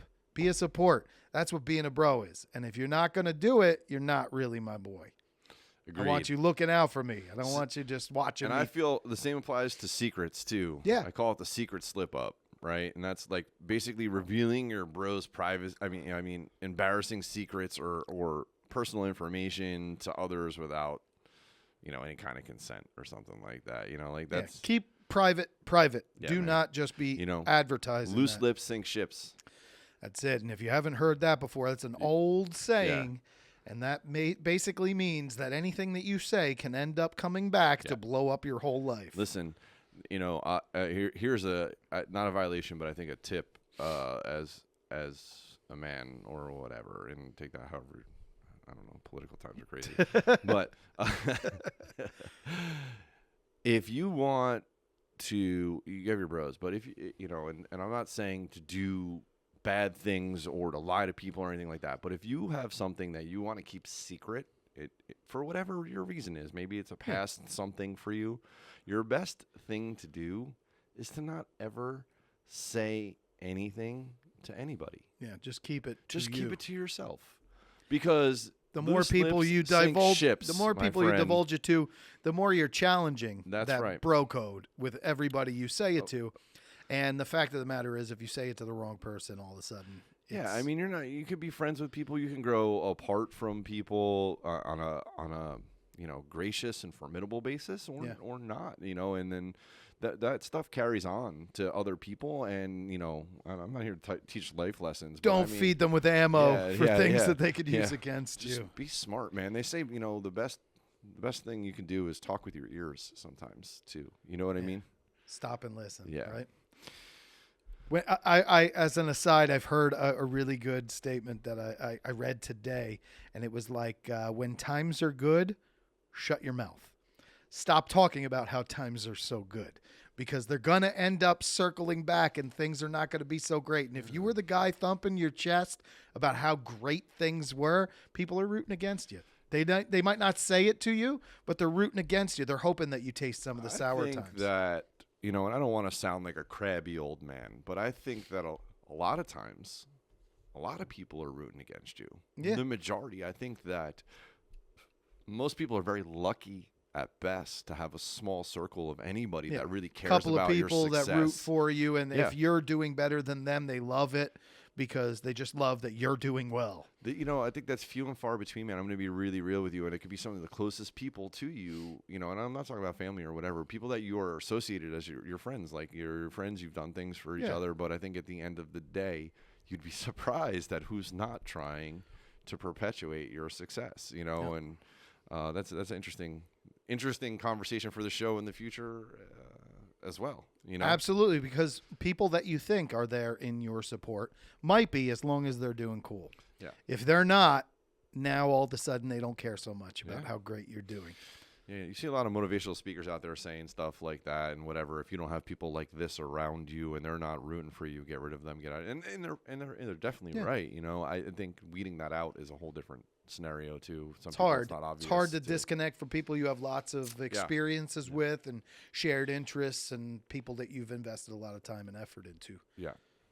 All right, so I've got one. Okay. I think it is an immediate violation of bro code if you stay quiet while somebody is talking trash about your bro. So if you're in the same room and this guy is talking some BS about the person that you respect and love and support and you want the best for, I think you're immediately doing wrong by that person by not speaking up and being his advocate when he's not in the room. Not authentic. I would expect you to do it for me. I'm going to do it for you. You don't have to fight somebody over it, but you should verbally give your backup to that person. Have some backbone. Yeah. Have some backbone. Just stand up and be like, you know what, dude, like what you just said wasn't right. That wasn't it. And you don't need to get into a long, drawn-out argument about it with him. He's not who you think he is, and the things that you've said about him are just, they're just hearsay. Say your piece. Feel good about it when you go to sleep at night that you did everything that you could do for the people that you care about. That's basically what it comes down to. Mm-hmm. This bro code stuff, in general, it's funny and it's silly, but at the end of the day, it's whether you're a good person or not, whether you care about the people that are around you and show them the same respect that you would expect from them. Agreed. 100% agree with this statement. And I have a bunch more, and I think, we don't need to go down the tube for forever here, but I think you guys get the moral of the story, right? I think the number one thing that you should not do that I did was taking your friend's current girlfriend. Well, it's not, all right, so it's not girlfriend. It's somebody was dating my now wife for 2 weeks, and we were close. And he introduced me to her, and he said wonderful things about her. And then we went out to a location together, and we spent most of our time hitting it off while he did not. Yeah. And I actually went directly to him because bro code. I said, dude, I'm considering pursuing this. And he was not happy. He did not talk to me for a year. Really? But circling back around, he DJ'd my wedding. Okay. All right. So there is a happy story to be told at the end. It wasn't good for a year.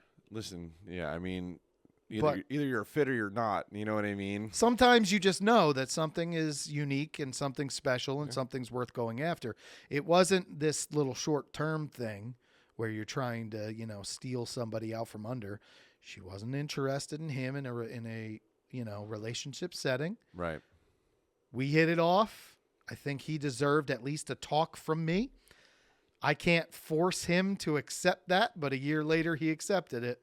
And we're homies now. So I think it's all's well that ends well, right? Yeah, that's right. That's right. And then that's the rule of 3. It says violating the unspoken rule of only dating your bro's ex after obtaining their explicit permission and ensuring there are no lingering feelings or complications. And ladies, it's That's not the talking official. like we're getting permission to be able to date you because Yeah, you're not a somebody's product. property. Yeah, exactly. It's because there are feelings and emotions and history involved, and we don't want them to feel like the whole time that you guys were dating, we were strategizing. yeah. That's the biggest part of the whole thing, Yeah. right? When you're hanging out with your homie, you start to think, was he thinking this the whole time that we were hanging out? Was he plotting behind Was he me? plotting? Yeah. So it's more a respect thing, and just to let them know that we're on the up and up.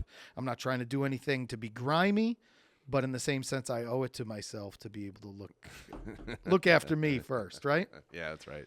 All right, so that's bro code. Yeah, that's broke up for now. I think the list can go on and on. There's lots of little things that you can talk about, but I think we got one more thing, and then we're gonna wrap it up. what you got? Some tech items that were released in 2024 or will be released in 2024. The CES convention just came around recently.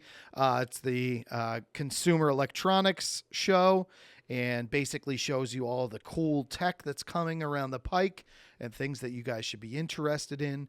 We both picked a couple of items that we think are going to make your life easier, better, more fulfilling, that are going to excite you. So you want to give me your first? Yeah. So here's what I think. Summertime's coming, right? What does everybody love to do that has a house in the summertime? Barbecue. So best yard tech that I saw out there at CES is Weber. Weber's infamous for the best Weber's the grill best. ever. They're best They're quality. the top of the line, right? So they've come out with a grill called the Summit Grill. I don't know if you guys have heard of this. That's or an not. outdoor grill, right? Yes, it's an outdoor grill. It's for aspiring or accomplished chefs. It's pretty feature set. So just a quick bust down of it. It says that it has 6 burners. Besides 6 burners, there is an infrared element up top and a rotisserie split. It has a digital control on the front of the grill itself. It monitors everything from flame activity to temperature to set the gas levels. Also gives you feedback on where to place the food and the best direct or indirect cooking for the grill itself. That'll take a rudimentary chef and make them an expert. Because Right. if you know where to place your food, where it's not going to get really hot or it's not going to get cool and not cook enough, you're going to come off looking like a skilled chef with just a little strategy. Every grill has a hot spot, right, or a hotter spot and cold. Especially, you go down the line and you get into the cheaper grills. That's all have crazy. you hot said, what's the spots. difference between the grill and this really expensive grill? Well, it's about the actual consistency of the grill itself and its ability to do that. So it looks like it's going to probably be super expensive too. Looks like it has some additional safety features built into it that do things like check the fire constantly. When you're talking super expensive, are we talking 500? Are we talking 1,000, 1,500? You can't touch a grill that's not coal from Weber, like a coal bucket for less than $5. Yeah, no way. This you're probably talking few thousand easily, 4,000 or 5,000. I would assume. The beauty of Weber, though, is that it holds its value. So if you sell it in 6 years, you're going to get 3/4 of what you paid for it. Whereas any other grill, immediately when you turn those burners on, it's half its value. Yeah, it's right? true. It's so true. Like I don't have a Weber grill currently. I have a nice grill. We scooped it up at a big box store. It's not always on everybody's menu board to be able to go out and get a Weber. It is worth the investment, though. So if you love cooking and if you love quality cooking, not just and you do a multi-season too. Dogs, I don't know about you guys. Like our grill's still out. So dude, I'm out in 3 inches of snow. Right. If it's not terrible snow, I'm cooking. Yeah. Well, because you can never match that, right? You can never match the taste of a grill. Or I'm cooking in a skillet. Do you have a Blackstone? That's like all the rage. I don't have a Blackstone, but I love anything cooked on a Blackstone, especially breakfast. Breakfast is the best on a Blackstone. But I use skillets, so I'll use cast iron. bunch of different cast iron, which basically simulates a Blackstone, but in a small setting. Yeah. And, you know, you got to do what you got to do. Sometimes you don't have $900 to sink into a Weber grill. Who are you kidding? But this is supposed to be like a really, really great grill. Like you said, you get longevity out of it, whereas these small brands, you get 3 years max. You know, the little flame diverters burn out, and then you got to buy new ones, or it leaks before it gets to the actual burner, and it's coming out of the tube, and so on and so forth. Garbage. Right? Yeah, so they work for one summer really well, and then the next summer you're like, what the hell happened? And to forget this about it. If you did like I did, where I had it out on my deck. And didn't bother to lock the wheels and had it like perpendicular to the house, and we had a thunderstorm and blowing all around over and down, and then it separated the pipe from everything. I had to go back in and fix it myself. And once it falls, dude, it's never really great after that. No, it's not serviceable. So, all right. So to go hand in hand with your outdoor grill, I've got an indoor option for you. So especially people that are in the Midwest where it's cold as shit come November and it doesn't stop being cold until April, GE Profile Smart Indoor Smoker. It's $1,000, but you can smoke your own meats year round with GE's newly announced Smart Indoor Smoker. The unique countertop cooker uses wood pellets, so it's a pellet grill, but it's an indoor pellet grill and keeps all your smoke inside. It's a tightly sealed chamber to achieve a smoky barbecue taste without releasing fumes into your home.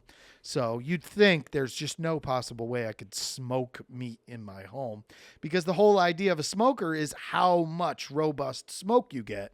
How are they going to contain that? Yeah. Well, this has created an environment that traps all that smoke into the device. It's got smart app integrations for remote control and monitoring, plus dozens of recipes. If you got $1,000 to spend, you're going to be able to do tabletop smoking all year long. Yeah. That's pretty cool. It's got some crazy like catalyst converter too that it processes the smoke through, and it also has 5 adjustable smoke levels that you can do with Don't it. say that too loud. They steal catalytic converters out of cars. It's not but yeah, it's got 5 different levels. I happen to see this too, and I think it's a really cool piece of equipment, especially for the novice. You know, just getting into smoking, doesn't really have the money to invest in. All it's $1,000, but the whole buying a smoker and doing that, like, that's a lot of work, man. You really need to know what you're doing. I'll speak on the other side of it. I'm a big advocate for true smoke and doing things the right way and doing it outdoors. But look, in December and January and February, you're just not doing. You're not smoking meat for 14 hours outside because it's just not going to hold the temperature, even if you're having an okay day. Yeah. If it's 25 degrees out, it's battling that. So that's battling the temperature. I have a Weber Smoky Mountain grill. Okay. It looks like R2-D2. It's this dome shape beauty that cooks things perfectly, and it keeps the temperature 250, 275, 300 where I want it. Okay. Just absolutely perfect. But I don't want to use that thing to smoke a Boston butt for 12 hours to get myself pulled pork, because it's just not going to work the way I want it to. But this indoor GE Profile Smart Indoor Smoker would absolutely do what I'm looking to have it do. So really good option. Are you going to get one? Tell me the truth. I'm going to get one in about 9 months when that $9.99 goes to $6.99 and they come out with the next level of it, right? Well, if you get one, I want to know, because I want to try it. Oh, no doubt. I mean, look, I'm not a big pellet smoker in general, because I like Is that what the kids are calling it these days? Yeah, pellet smoke. You put little pellets in, they're wood pellets, and then it creates the smoke, and the smart apps and all of that kind of stuff. Look, half of the beauty of smoking meat to me is tending to a coal fire, adding the wood as I need to, playing with the temperatures. It's the art, right? That's the art. Yeah. And, look, I brew beer for a long time. And they have the Keurig of brewing beer too. It's like the push button, infuses all the. I just saw that. That CES you can scan the little label on it. It tells it what it is, and then I call it the Keurig of brewing beer because that's exactly what it is. If you put a Keurig coffee right next to a pour over method coffee or a French press coffee. It's just night and day. Yeah.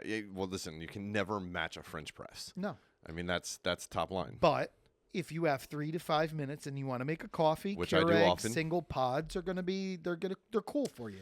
So they give you coffee flavor. They do. What I do here is, because those pods get really expensive, is they make the little refillable the little filter that takes then regular grounds. Right? So I just do regular grounds inside of it. Still don't have to wait for that warm up intubation period. Boom, have a cup. So you know what I did as an accident, which is actually working out to my benefit right now. I ordered pods that I thought were Keurig pods, but I'm a huge Kona coffee fan. Right? Okay. Kona coffee, 100% Kona blend, or non-blends, but Kona. They're expensive. I found these pods on sale, so I got them. And when I got them, they are little circular pods that look like tea bags. And I'm like, shit, what did I do? But now I used my Keurig machine to make hot water, throw the pod in there, give it 5 minutes, and just give it a good, kind of squish, just like you would with a tea bag, and, kind of dunk it for a while. It's awesome. Now I was like, hey, that was a mistake that turned out to be a beautiful benefit, because in 5 minutes I've got a Kona. Have you ever heard Kona coffee? Oh yeah, I had it when I was in Hawaii too. Yeah, so I went and on it's super cheap there, by the way. I went on my honeymoon to Hawaii, Maui for 10 days. Oh I was there. Yeah, Honolulu and Maui. I did both Oahu and Maui when I was there. I spent most of my time in Oahu. I had a friend that lived in Honolulu. Nice. So I had the opportunity to stay, and not have to pay for a hotel. Beautiful, right? Then we jumped the inter-island flight. Yeah, she lived right outside of, what is that, Diamondback or Diamond Head Mountain, right across from the Honolulu Zoo, which is right on the edge of town. Yeah. Like 1 block in from the beach, which is incredible. Amazing. Then we took an inter-island flight to Maui before, obviously, this destruction happened, and did the whole, road to Paia, Road to Hana? Road to Hana. Yeah, through we Paia, did Road the to Hana Highway, yeah. Yeah, and you go around and come back around the other you're side. wrapping up the mountains and these little skinny roads, right? We stayed in a hostel in Hana that night. Nice. Went to a bluegrass wine and cheese bar there. Wow. Stayed in a hotel. Took the road back around to Lahaina. And obviously, they just suffered whatever, but that was really an incredible spot too. So great place. But you saw the coffee. But drinking coffee there. And macadamia nuts. And they have those little even when you were taking the road up to Hana, they had those little shanty shack things where they were selling coffee, right? And how good were they? They're the best. Yeah. Coffee in Hawaii is not like coffee anywhere else. I rave about Kona coffee, and people don't think it's anything until they try it the first time. And so great. Blue Mountain and Kona coffee are probably the best 2 coffees I've ever had. And they're a step above. They're not even coffee to me. It's its own world. You could drink it straight, black, no problem. And it's not jitter juice. It's just delicious, great, robust taste. But I love a good Kona coffee, and I had a ton of it during my stay there. So, all right, 2 other products that I have. I've got one product that I think I've been asking for this for years and years and years. What is it? I watch TV and I'm so annoyed by how the extraneous sound is so loud, but the talk is so damn quiet. Because everything's made in 5.1. Yeah, so you're bringing it up during the talk, and then all of a sudden, boom, and it's loud, and you're like, what the hell just happened? Yeah. Sound Fun Mirai sound bar. It's $2.99, so it's not crazy. Sick of straining to make out the dialogue during movies only to be suddenly blasted by loud noises. This sound bar dynamically sharpens the quality of speech while also reducing background noise, so you won't have to keep raising and lowering the volume for a comfortable listening experience. So I got think one. It's so useful. Yeah, that is crazy. And here's a little tip too. At least on Netflix or whatever, you can go over. Amazon's not as bad as Netflix, but Netflix is infamous for this. So if you go while you're in your movie and you press down and then scroll over to options next to where it says English subtitles, change it from 5.1 to English original. and it's not as prominent. And you should do that every single time you put something on cool. Netflix. Okay. Number one. Number two, that is super freaking annoying. I hate it because I get yelled at all the time at nighttime because I'm a nighttime TV person. My wife is not a nighttime TV person, and I can barely hear the lyrics because she's got a fan on top of that, right? Or whatever anybody's saying, and then I got to turn the volume up to like super high, and then then all of a sudden some sort of music or car scene or whatever comes on, and then I like, suffer the wrath of that every single time, which is brutal. Yep. And so I'm glad that you brought that up. I think it's going to be crazy useful. If it works the way they say it works, you're not going to have to balance your sound anymore. I got the perfect tie-in for you then. Yes. That was one of my products. Let's go. The Samsung Music Frame. Okay. All right, you were talking about frame stuff earlier. Frames are like all the rage, right? Framification is what they're calling it, right? So Samsung came around with this product, right? And it's essentially it's a frame. It's a Bluetooth speaker that's actually a frame. So you don't have to have a speaker somewhere or have an audio setup. It's a lot like Sonos in the sense of how it operates. So the physical print on the front will be customizable. It's something that you'll have to order though with Samsung. Okay. When orders go live, it can seamlessly blend into any style that you're looking for when you're at home. But this picture frame itself is the thing, and it comes with 2 built-in woofers, 2 tweeters, 2 mid-range drivers. So imagine having a picture frame anywhere in your house, and it has this, right? It helps with depth of sound, and it also can be paired with Samsung TVs and sound bars, and it gives you standalone wireless speakers and essentially gives you surround sound from your picture frames. That's cool too. So although it seems like a kind of like a stupid accessory, like, oh, why would I want a picture frame that has a speaker in it? Yeah. But if you have a living room and you suffer from that and you don't have an incredible amount of money to get, an all integrated system in your house, this is awesome, dude. Put it in there, and what's the price point on it? They actually didn't release the price point, but it's supposed to come out this spring in 2024. I always shudder when they don't release the price because they're saying, get ready. So one of the things that I'm not seeing here that I'm really confused about with how it works itself is what's the power mechanism for it? And is it a rechargeable battery? Is it USB? USB. Is it something that you hardwire into your home? Is it something that requires AC power? How does that, because of, come on, my assumption is that it's some sort of AC power, but probably USB power or PoE based. Or something like that. But if it's PoE or power over Ethernet, that's going to require a special install. If you're not savvy with that, to have somebody be able to do that for you, right? I guess the market that is going wireless. The market that's going to want this is going to have advanced hookups, and they're probably going to be able to acclimate to whatever it is, but I'm going to need more info about it. I'm assuming, and you can confirm this on your new venture, but I'm assuming that newer homes or new homes now, opposed to people that bought houses that are from the 80s and stuff like I did, are being outfitted natively with Cat 5, Cat 6. Usually. Integrated into the house. Yeah, because, you're setting it up for full network and security all over Cat 5 or Cat 6. Usually Cat 6, you're not doing Cat 5 anymore for the most part. But, in general, you're going to have network capabilities throughout each one of your rooms. So it's just going to be plugging into a network port somewhere in the room. But it's interesting. I'm going to have to look into it a little bit and figure out what kind of power device it's going to be, fed from. Yeah, it didn't feed that info, so I'm curious about that. So sticking with Samsung, you're talking about the frame. Yeah, I'm talking about the best TV to come out. Yep. It is the Samsung S95D. It's an OLED TV. It is a completely glare-free screen.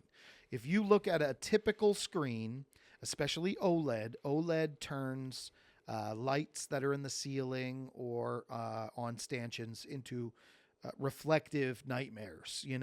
the picture's great, but all of a sudden you're seeing a light and a hot spot in the corner because you have lights on in the room. Glare is one of the biggest drawbacks on virtually all OLED TVs. They're amazing dynamic range. They have intense colors and impressive black levels, but it's hard to use them in bright rooms because they don't have strong black backlights. Right. LCD and QLED have really good backlights, but they're not as great of a picture quality. So it's a give and take, right? But they become mirrors for windows and lamp lights. The S95D overcomes this with a new anti-reflective display. So I'm loving the idea. Yeah. I saw somebody that used a flashlight right on the thing. Typically, you would see that hot spot on the screen. Now it just dispersed the light, and it looked like a soft glow on the TV that really didn't do anything to the picture quality. It made the picture quality stand out, and it was vibrant, and the colors were crazy. So it's $2,500 to start on a 55-incher. But what happens with TVs? They're $2,500, and 6 months later, they're $1,799, and the new model comes out and takes its place. So they discount it. Pricing won't be announced until spring, but it's likely to start $2,500 for a 55-inch model before they get discounted during the fall shopping season. Wow. Another thing for people to look out to when those offers are too good to be true on these TVs, aside from the fact that typically they're getting rid of like discontinued models or something like that, you know, and this is just a rule of thumb you should know, is always check the amount of hertz the TV does and what its refresh rate is, because you know, the two 85-inch TVs side by side with two different hertz rates, you know, and a $4,000 price gap, there's a specific reason for that. I got a new TV not too long ago, but you know, I'm never like the first in line to go buy a new TV. I feel like that's one of those utilitarian things that you wind up just sticking with for a while, and then if you have a good year or something, special occasion, then boom, it's like, let's go. Or if you have a need, TV. if you move into a house and it has a bigger room, and all of a sudden your TV's dwarfed in that room, you got to get yourself a bigger TV. But now TVs are getting to the point where, say, Walmart sells them, and it might be the same TV, right, that Best Buy or Circuit City online sells, and it's not the same TV because the last 3 digits are different, and it's made specifically for Walmart. It has less HD MI ports. It might have less hertz, so the refresh rate is different on the TV. There's unique differences. Even Costco TVs. Costco TVs are really good, and they save you a lot of money, but they are made specifically for Costco. Correct. And that means that there is some feature that it might be missing from the general, if you bought it from Samsung, purchase. Small variation. It's almost like buying the imperfects too I don't know if they still do that. You can buy imperfect socks. The scratch and dance. Like that. Yeah. There's that version of it as well when you go to these stores. And unlike the food business, where the food business, they're so smart, they double dipped into everything, right? So the generic brands are just the same brand offered at a lower price point, and there's really no quality difference between the two. But it's a way to kind of double back and double dip without lowering the cost of your own product again. And to give discounts to these big box stores where they can send 10,000 TVs to the company, but they take a few features away and just make it their own product. Right. So we're gonna wrap up in just a moment, but I'm looking at comments on the what you got going on EGT here? page. It's just fun to see a whole bunch of people that used to watch the show that are commenting. Like I said, we had Cluck You Billy that made a comment. Luch Carlucci is commenting. Ben Irvine, he was a guy that came on the show, and he did a couple of challenges with us, and he's been on the show. He said he can't wait. He's so excited that the show is back and that we're going to be doing some fun things again. Lori Blander, she is who I call Women of EGT. Okay. They are some of the biggest supporters of EGT, and they are in the Facebook group. So if you go to Facebook and you go to Essential Guy Talk -EGT, you can get in with the community there. There's about 5,000 other people that are all just talking guy talk and remembering the show from way back when. Christian Cortez commented, and he was our producer. Yep. At the I know show. Christian. Yep. Back when we were at the Shared Universe podcast studio. Yeah. So Christian's a really good dude. He said, yo. Yep. So I'm excited to be back, man. I can't wait to put out more content with you, talk about all the fun things that guys like to talk about, but really just showcase businesses, talk about really the lifeblood of New Jersey, which is all of the unique mom and pop places that we have around here, kind of platform everybody, and also platform Rec Productions. Right. I appreciate that. And for everybody to know, too, this episode, although we were live on Facebook Live and only got to see your mug, there will be, we do have 3 cameras in the room, so we will put together an edit of this for you guys to see kind of what went down. Although PJ forgot to look at the camera this whole I was just looking at your handsome face. So we'll put that all together. So keep your eyes peeled for that. I think it's going to be fun. We're going to have a lot of fun. I think PJ and I have some good plans on the horizon for the show. So I'm excited to see how everything pans out. I'm excited to meet all the people in the comments and all the people that are already fans of the show and establish some relationships with you guys as we grow. And just so you guys know, what are you drinking? I was drinking a Bottle Logic Brewing 2020 release. So it's been 4 years, the barrel-aged Imperial Blueberry Stout. Imperial Stout brewed with marshmallow, aged in bourbon barrels, finished with cacao nibs and blueberries and natural flavor. It was absolutely blueberry rich. It smelled so good. The whole time that I've been talking to you, I've just been smelling gusts of delicious blueberries. And this thing hit me nicely, so I'm happy. And I can't wait to share more beer with you guys and great food. So happy to be back. We're going to get AJ back on, so all of you guys that are fans of AJ Bufumo, AJ lives in Florida, but he's going to clue us in on what's going on in the real estate market. And as an aside, I have just become a licensed real estate agent, so I'm going to be selling real estate in New Jersey. So we're going to do kind of a weekly 2-minute segment getting you caught up on what's going on in the world of real estate, maybe a property or two that I want to platform, and getting you guys a little more comfortable with knowing the road ahead to buying a home if you're looking to do so. So it's been fun, man. Yeah, absolutely. I appreciate it. Rect Productions, if you guys want information on it. Go check us out at Check Rect it out. Pro. Rect Pro on which platform? On Instagram. So across all platforms, but it's at WRECKDPRO.